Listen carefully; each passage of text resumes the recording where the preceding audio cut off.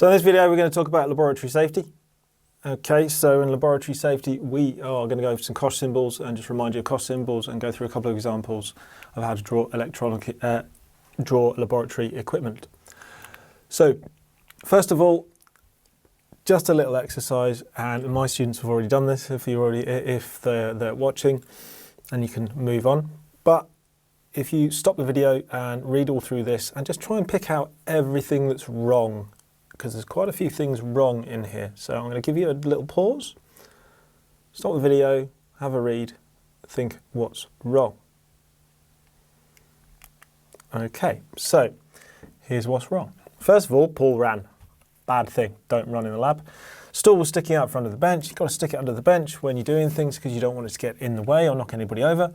Pool of liquid has been left on the bench. Okay, you should tell the teacher, you should get that cleaned up. You don't know what that chemical is. Put the bag in the middle of the space between the benches. So basically that's in the way. People could trip up. Okay, so basically that's not good. Came back from the teacher's bench with a lighted taper for a bunsen burner. Okay, you can walk around with a lighted taper. Okay, you just got to be really careful and do it in light it on the nearest Bunsen burner to where you're working. Hair swayed. Your hair should be tied up, otherwise it can burn. And there was a story when I was at school. Ginger fella had big hair, leant over a Bunsen burner and burnt through his hair. Okay, so that is a proper one, very serious.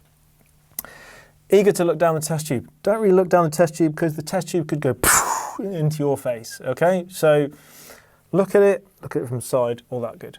Brushed aside the safety spectacles. You should be wearing safety specs when you're doing scientific equipment, and just missed Brian's face, whoever Brian is. Okay, and then the apple that was secretly, don't eat in the lab, and then dark sticky substance clinging to the bench top. Again, don't know what it is, tell the teacher, get them to clean it up if you're not sure what it is.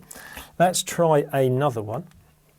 Again, I'm going to stop, have a go, have a look, and do it yourself. Okay, right, so Miss Jones said to put the apparatus this way round or that way round, asked Jenny when the teacher... Well, I mean, she hadn't been listening to the teacher. So listen to the teacher when you're doing practicals. Here, loud voice made Brian jump. Don't do loud voices in the middle. You don't know what somebody's holding. They could drop it. Picking up the broken glass with his fingers. Tell the teacher if you break something. They'll help you clean it up, okay? Here, I'm making my own experiment up. Never do that. Do as your teacher tells you, unless they say, this is time for you to design an experiment. Light the paper in the sink. Don't set light to things you are not told to set light to, okay? And wire behind that dripping tap and just press this switch. So basically, you've got a dripping tap, you've got water, and you've got a switch. Don't combine the two. Don't combine electricity and water. Right, let's move on to the cost symbols. There's loads of cost symbols here, and we don't need to know all of them. We're going to go through them. Okay, but the most common ones I'll say as I go through. So we have got these three cost symbols. What do you think they are? Watch the video, think, what do I think they are? Okay, so first of all, we got toxic, okay, which is skull and crossbones. That just means basically goes into your body, causes you horrible illness and could kill you. Okay, flammable, can set alight, okay, which is why you got the flame here. Just need a small ignition, that's it, boom.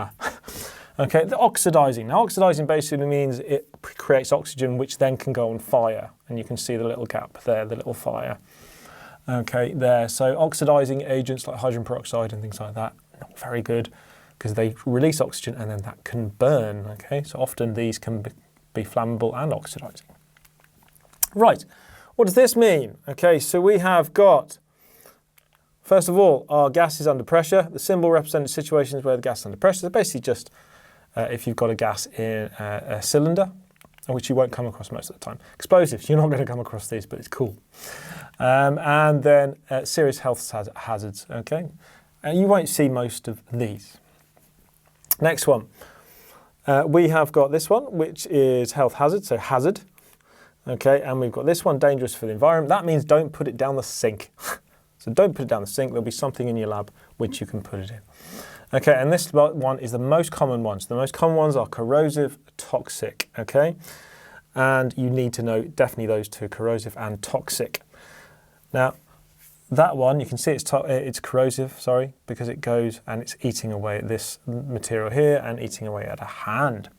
Right, now let's go through how you draw some of the laboratory equipment. So here, first of all, this is the normal thing, like a test tube. Test tube then gets drawn very simply like this.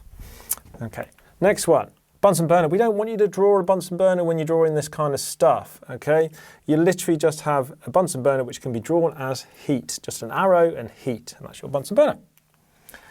Next thing is basically this kind of clamp stand, okay? This clamp stand here can be just drawn as 2 lines. That's it. Then we've got a measuring cylinder. A measuring cylinder can be drawn like that.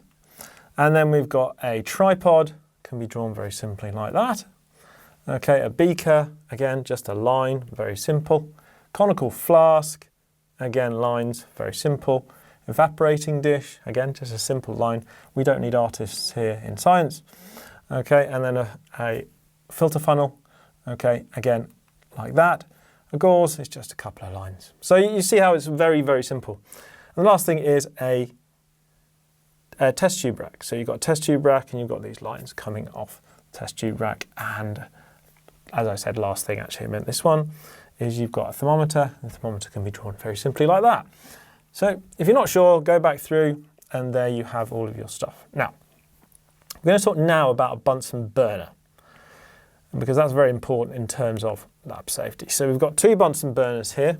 Got a nice orange one, okay, and we've got a nice blue one.